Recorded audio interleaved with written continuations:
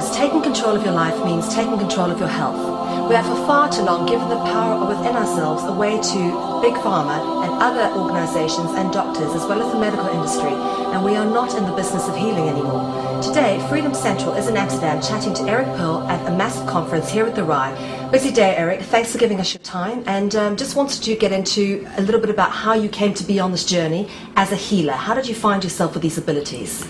Well, the background story is that I was a chiropractor, and I still am by license. A chiropractic doctor. I know that in the UK and other areas they haven't caught up with the rest of the world yet. They're not all doctors, but the education is equivalent to a medical doctor degree, and that's what I was practicing. And somewhere, some things started to happen that were a bit unusual. I was awake in the middle of the night by a bright light piercing through my eyes. I opened my eyes to see what it was, and it wasn't anything seemingly spiritual or metaphysical. It was more just the lamp next to my bed turned itself on. I had that lamp for a good 10 years and hadn't selected any other propitious occasion to self-ignite, but there it was. And at the same time I felt people in my house, which is a very uncomfortable feeling to wake up and feel people in your house. Let's just say I got up rather bravely with a knife, a can of pepper spray, and my Doberman pinscher and went hunting.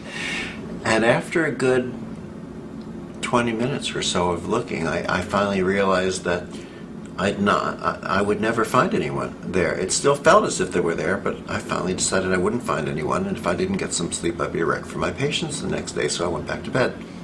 On that Monday, I went into my office, and 7 of my patients, independent of one another, told me that they felt people in the room with us, I guess pretty much like I'd felt people in my home. Some said standing, some said walking, some said running, and 2 of them actually looked me straight in the eye and said, it felt as if someone was flying around the ceiling. Now, I had been in practice for 12 years at that point. No one had ever said anything like this before, so you would think that that would have gotten my attention. Yeah. But other patients were saying, I could feel your hands before you touch me. And I, of course, didn't believe them. I said, sure, you can. Close your eyes. So they'd close their eyes, and I'd hold my hands in certain directions, and they'd tell me, right shoulder, left ankle. So it became a game, because it was my office, and I could have whatever games I wanted, I guess. And as I played with this, my palm blistered a couple of times, and actually bled once, not like a stigmata, but more as if you take a pin or a needle and accidentally stick your palm, that little bit of blood that comes out. And the next thing I know, people start having healings, real healings. They're getting up out of wheelchairs, and vision and hearing is returning. They're showing documented tumors suddenly disappearing.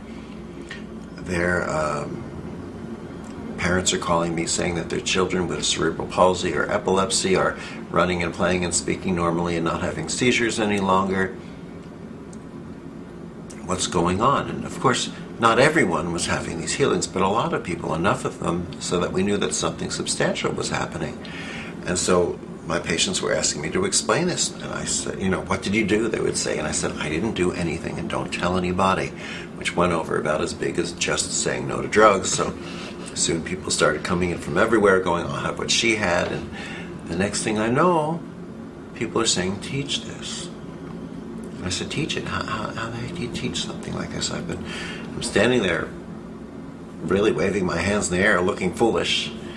Stand there, wave your hands in the air, look foolish, tell me what happens, let me know what happens with you. This is what's happening with me.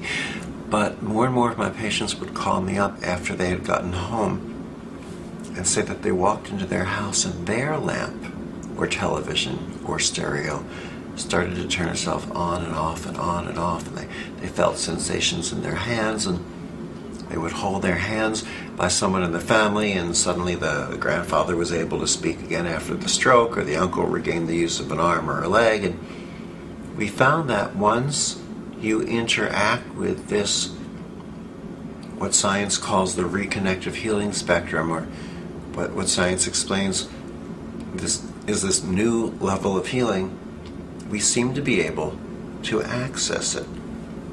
It's not just healing. As Dr. Konstantin Kurakov explained today, it's a spectrum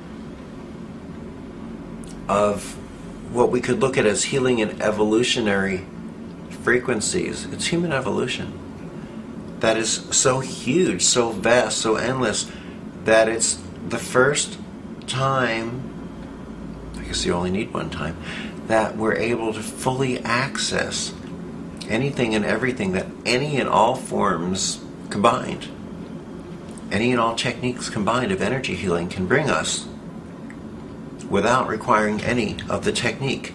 It's as if during this expanding period of time, you know how we sort of kicked into this high gear of time expansion that a lot of people equated with the harmonic convergence starting around 1987 and continuing through 2012 when we have this big transformation everyone's waiting for, you know, and so the doomsdayers are all saying it'll be the end of the world, and it won't be. It might be the end of the world as we know it. I'm not even sure we're really going to notice something distinct, you know, that very next day. I don't think we're going to wake up December 22nd, 2012, look under the covers of the bed and scream because we're suddenly invisible. I don't think we'll notice anything, except maybe the hangover we have from coming home late from the 2012 party the night before, right? I think what will be more likely the case is that 6, 12, 30 years later, we're going to look back and go, look at that huge, huge transition of consciousness that humanity went through during that period of time. That's when we're really going to see it. We're going to recognize it more in retrospect by comparison in our evolution, but it is our human evolution. And what the reconnection seems to be doing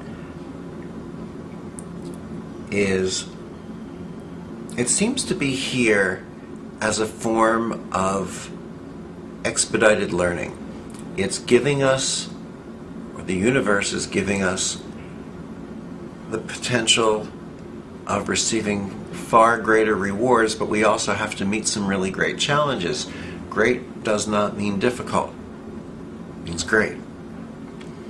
So for instance,